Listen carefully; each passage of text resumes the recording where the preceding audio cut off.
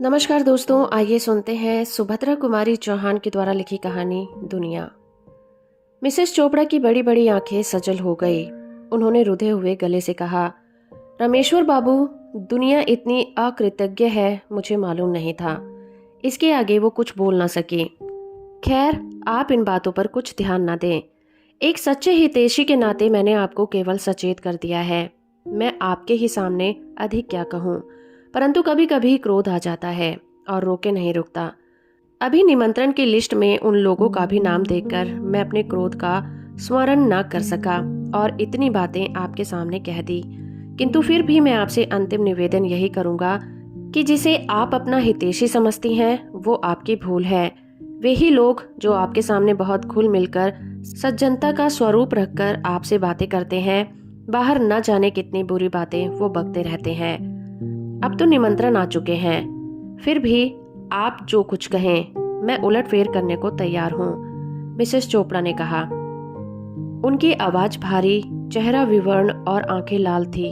मैंने कहा, अब तो उलटफेर करना ठीक ना होगा मिसेस चोपड़ा, परंतु आगे का आप ख्याल रखें। इन नर रूपी पशुओं से आप जितनी दूर दूर रहें उतना ही अच्छा है, कहकर मैंने अपने घर की राह ली। जाड़े के दिन थे, रात के 10 बज रहे थे। अब भी नारायण क्लब में रोशनी थी।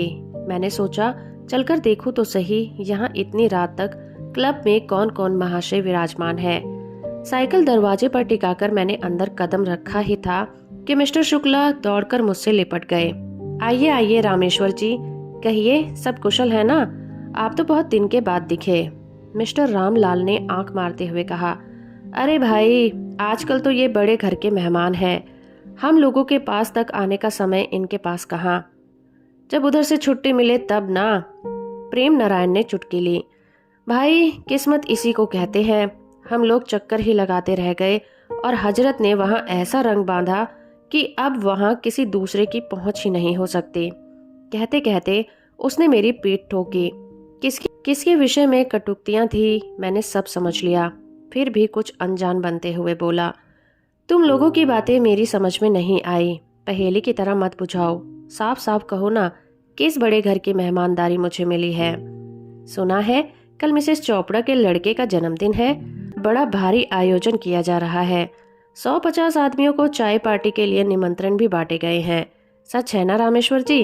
मिस्टर शुक्ला ने पूछा। मैंने कहा, सच भी हो सकता है, झूठ भी। मैंने ठीक नहीं कह सकता, पर मिसेस चोपड़ा के लड़के की वर्षगांठ और आप लोगों की इन उड़ी उड़ी बातों का क्या संबंध? मैं तो आपकी पहेली का अर्थ पूछ रहा था, जो कि अभी आपने मुझे बुझाई है। बनो ना दोस्त, अभी वहीं से आ रहे हो और कहते हो मुझे मालूम नहीं है। हम लोग हिस्सा तो लगाने आते नहीं, फिर सच सच कहने में क्यों संकोच करते हो? एक कुटिल हंसी के साथ प्रेम नारायण ने मुझसे कहा। मेरे बदन में आग सी लग गई, फिर भी मैंने अपने क्रोध को दबाया। मैंने सोचा भला देखूं तो सही ये लोग किस हद तक जाते हैं। क्या आप लोग मिसेस चोपड़ा के विषय में कुछ कहना चाहते हैं? मैंने पूछा। मिस्टर शुक्ला कुछ गंभीर होकर बोले, हाँ भाई रामेश्वर, हम नहीं चाहते कि तुम भी उन भूल भुलैया के भूले भूले फिरो। मिसेस चोपड़ा को कौन नहीं जानता, सारे शहर में उसी की चर्चा है भाई। एक नजर में तो वो लोगों को पागल बना देती है। औरत नहीं, जादूगरनी है। पर धिक्कार है मिस्टर चोपड़ा को, क्या उन्हें ये बातें मालूम ना होंगी? प्रेम नारायण बोला, अरे मालूम क्यों नहीं है, औरत की कमाई पर ही तो इतना बड़ा मकान खड़ा कर लिया है, नहीं तो 450 में आजकल क्या होता है।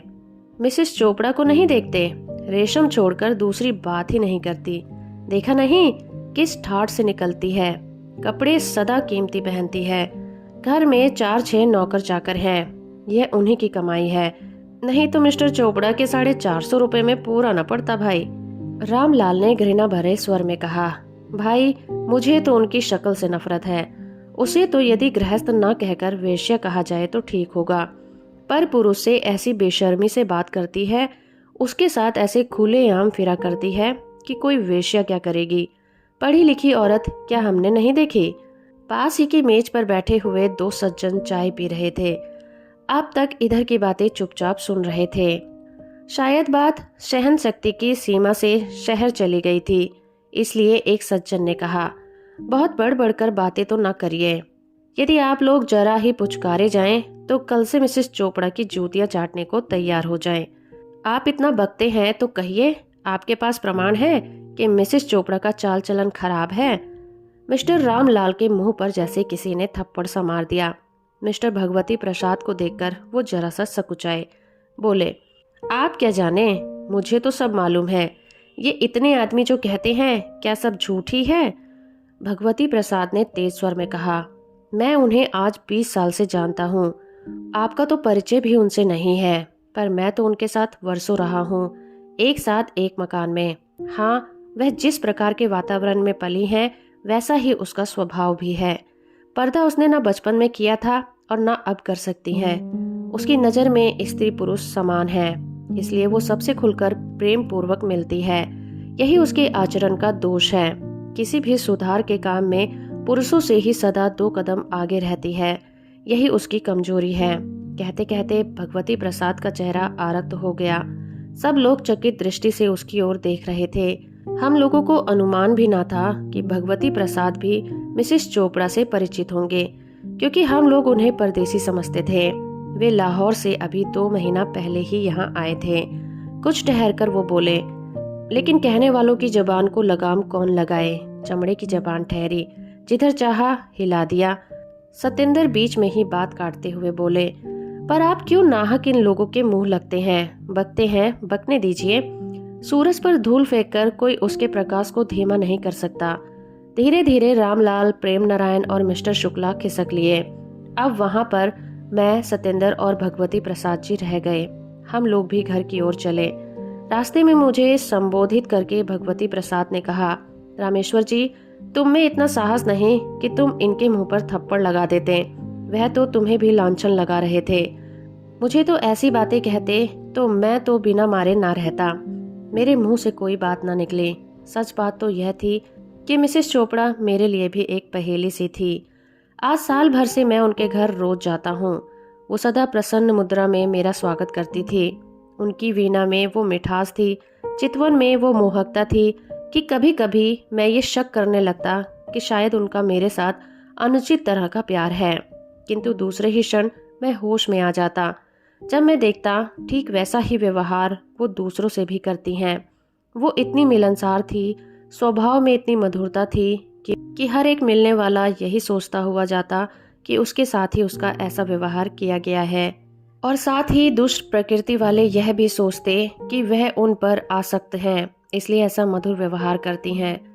मिस्टर चोपड़ा लाहौर के रहने वाले बहुत ही उन्नत विचार के सज्जन पुरुष थे। वे कुछ साल पहले यहाँ इंजीनियर बनकर आए थे। बड़े ही नेक, मिलनसार और उदार चरित्र के पुरुष थे। स्त्री भी उनकी उन्हीं के अनुरूप थी। उन्होंने किसी विद्यालय से कोई डिग्री तो हासिल नहीं की थी, फिर भी उनकी शिक्षा बहुत ऊंची, विचार बहुत परिपक्व और आदर्श महान थे। पति पत्नी दोनों में बहुत प्रेम और विचारों में बड़ी समानता थी। ये एक आदर्श जोड़ी थी। मिसेस वीणा चोपड़ा अपने माता पिता की अकेली संतान थी। उनके पिता सुधारक सभा के प्रेसिडेंट थे। वो पुरानी लकीरों के फकीर ना थे। वीणा अपने पिता के साथ साथ छुटपन से ही सभा सोसाइटियों में जाती थी और अक्सर व्याख्यान भी दिया करती थी। स्त्री पुरुष उनके लिए समान थे। वो पुरुषों से भी उसी प्रकार निसंकोच भाव से मिल सकती थी जैसे स्त्रियों से। लेकिन पिछड़े हुए समाज में वीणा का इस प्रकार निसंकोच भाव से पर पुरुष से मिलना, अकेली सभा सोसाइटियों में चले जाना, किसी दूसरे व्यक्ति के साथ अकेली वापस आना पाप हो गया। पहले तो लोग कुछ अधिक न कह सकते थे, किंतु इधर जब से अछूतो द्वारिणी सभा का निर्वाचन हुआ और शहर में इतने महानुभावों के रहते हुए भी अछूतो द्वारिणी सभा की अध्यक्षता वीणा देवी चुनी गई, और इस सिलसिले में उन्हें बहुत से व्यक्तियों से मिलना जुलना पड़ा, बहुत जगह आना जाना पड़ा, कई ऐसे व्यक्तियों से भी संसर्ग रखना पड़ा जिससे शायद वीणा कभी मिलना न चाहती, तो उन लोगों को खुलेआम बकने का मौका मिल गया। जिन्हें वीणा की चाल ढाल ना पसंद थी, उन्हें वीणा को दिया हुआ सम्मान फूटी आंख ना सुहाता था। एक तो 3-4 नहीं, वीणा के साथ जिसने भी सहानुभूति प्रदर्शित की, जिस किसी ने उसके साथ घंटे आध घंटे बात की, वो वीणा का प्रेमी हो गया। दूसरे दिन मिसेस चोपड़ा के यहाँ वर्षगांठ का समारोह था। 4 बजे कुछ स्त्री पुरुषों का सम्मिलित भोज था। हम लोग सब पहुंचे पर मिसेस चोपड़ा न थी। मालूम हुआ वे रात से अस्वस्थ हैं, इसलिए खुद इस भोज में शामिल नहीं हो सकती। बीच में कई सज्जनों ने उनसे मिलकर सहानुभूति और धन्यवाद देना चाहा, पर मिस्टर चोपड़ा ने यह कहकर टाल दिया कि वो इस समय मिल न सकेंगी। आप लोगों को आने की कृपा के लिए धन्यवाद देता हूँ। सब लोगों के जाने पर मैंने भगवती प्रसाद और सत्येंद्र ने मिसेस चोपड़ा के ड्राइंग रूम में प्रवेश किया।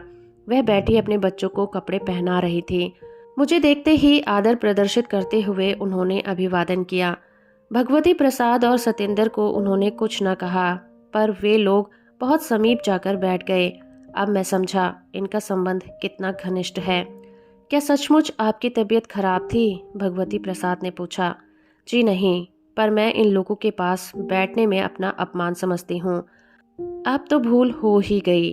अब आप देखेंगे कि मेरे यहाँ मेरे कुछ इतने इने गिने मित्रों को छोड़कर कोई दूसरा ना आ सकेगा, मिसेस चोपड़ा ने गंभीर स्वर में कहा। उनके चेहरे पर कुछ ऐसी शांति, ऐसी निष्ठा और ऐसी गंभीरता थी कि हम लोगों को कुछ कहने का साहस न हुआ। वो किसी काम से अंदर चली गई। इसी अरसे में भगवती प्रसाद ने मुझे एक पत्र दिखलाया। पत्र पर सिरनामे की जगह कुछ न था। मजमून कुछ इस प्रकार था। आपसे मिलकर बड़ी प्रसन्नता हुई। हजार मुंह से आपकी प्रशंसा करूं तो भी नहीं कर सकता। मैं आज आपसे आपके प्रणय की भीख मांगता हूँ। आप तो दाता हैं, आपकी दानशीलता प्रसिद्धि पा चुकी है। क्या मुझ भिखारी को भी संतुष्ट करेंगी?